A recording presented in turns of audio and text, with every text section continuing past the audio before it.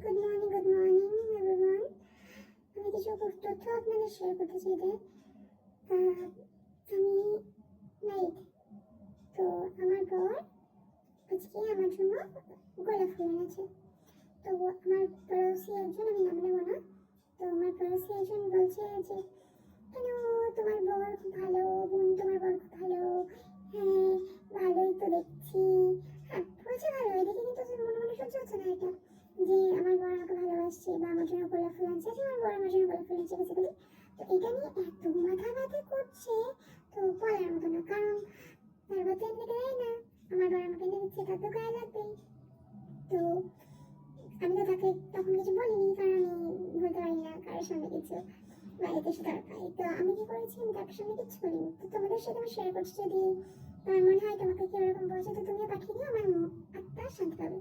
তো আমাকে, আমি তাকে বলতে চাই এটাই যে কেন আমার বরের জন্য যখন আমি করি, তুমি করো তো সেটা তোমার বরের জন্য। আমি আমার বরকে মাঝে মাঝে আমিও রোজেস এনে দিই, তো আমার বর আমাকে দেয়।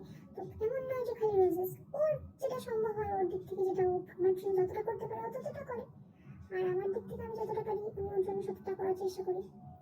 এবার সবসময় পেরে উঠি বা ও সবসময় পেরে ওঠে এমনটা নয়, আমরা দুজনেই চেষ্টা করি। তোমার এত গায়ে লাগছে কেন বোন? জलन हो रही है बेटा।